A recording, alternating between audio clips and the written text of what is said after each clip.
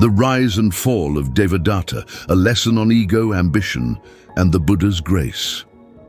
The story I'm about to share with you today isn't just from ancient India. It's happening all around us, right now. Maybe not in saffron robes or bamboo forests, but in boardrooms, families, online platforms, even in our own minds.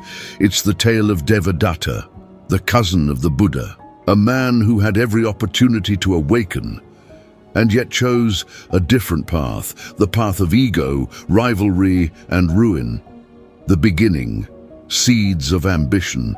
Devadatta was no ordinary man. He was intelligent, charismatic, even spiritually gifted. In fact, when he became a monk under the Blessed One, he practiced hard, really hard, and gained what we might call in modern terms, superpowers. Let's just say, if Devadatta had a TikTok, he'd be levitating and teleporting by real no 3. He had that kind of spiritual juice, but here's the rub.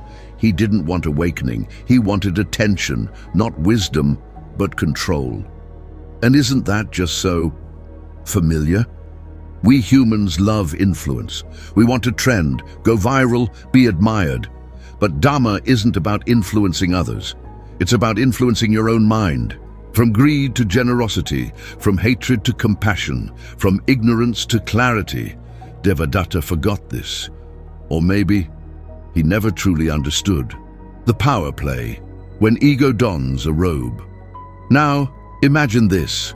The Buddha, serene and aging gracefully, walking gently through the bamboo grove of Veluvana, and Devadatta approaches him with a plan. "Bhante," he says, "you're old. Let me take over. I'll manage the Sangha." Which is like saying to a world-class surgeon, "Hey, you've done enough open-heart surgeries. Hand me the scalpel. I watched a few YouTube tutorials." The Buddha, with loving firmness, said no. Not out of ego, but out of compassion. Why? Because Devadatta wasn't ready. He was driven by control, not compassion.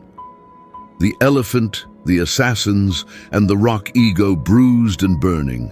Devadatta doesn't take no well. So what does he do? First, he tries to have the Buddha assassinated. Yeah, assassinated. Real mature Devadatta. But the hired archers under the Buddha's radiant presence put down their bows and became disciples. Talk about backfiring with style. Next, he releases a wild, intoxicated elephant, Nalagiri, to trample the Buddha during alms round. Think of it like releasing a raging bull into a yoga retreat.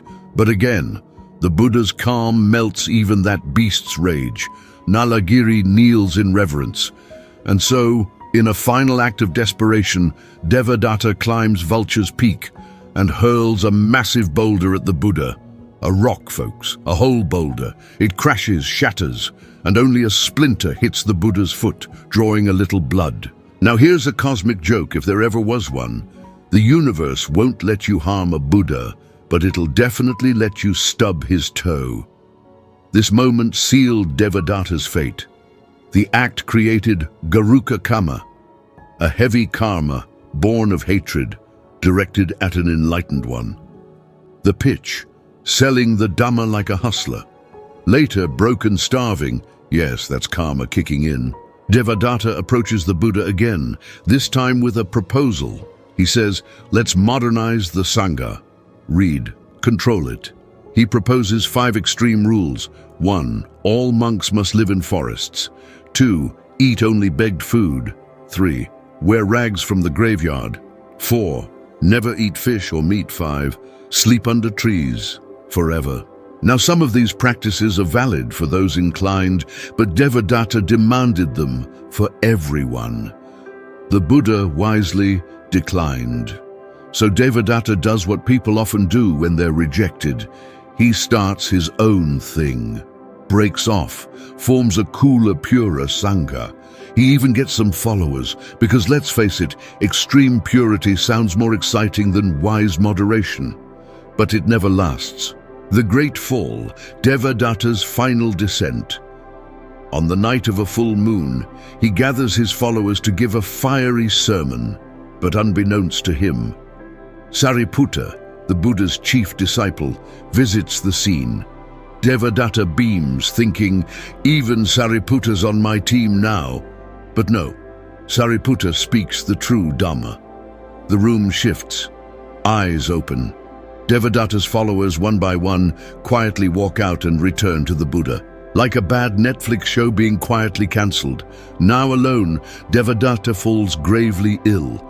A mysterious disease takes hold.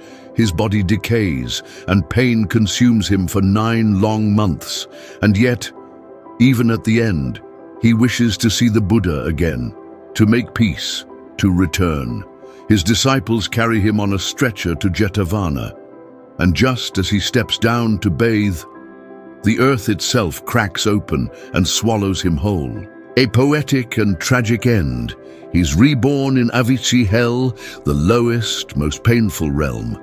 Not because of divine punishment, but because of the karmic gravity he created. The takeaway, don't be a Devadatta. So, what do we learn from this? In the West, we're told to hustle, compete, dominate, but Dhamma teaches us to surrender, cooperate, let go. Devadatta's story isn't just ancient history, it's a mirror. Anytime we crave control over compassion, image over insight, ambition over awakening, Devadatta stirs in us. But here's the good news. You don't have to throw a boulder to fall, and you don't need superpowers to rise. You just need a soft, honest heart, a willingness to let go, and the courage to walk the noble path even when no one's watching. Because remember, victory breeds hatred. The defeated live in pain, the peaceful live happily, having abandoned both victory and defeat. The Dhammapada. So next time your ego whispers, take over, you're better, you deserve more, just smile gently, bow inward and say, no thank you, I choose peace.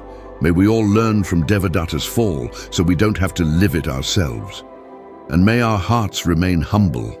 Like the Buddha, calm amidst chaos, unshaken by boulders, unmoved by fame. Sadhu, sadhu, sadhu.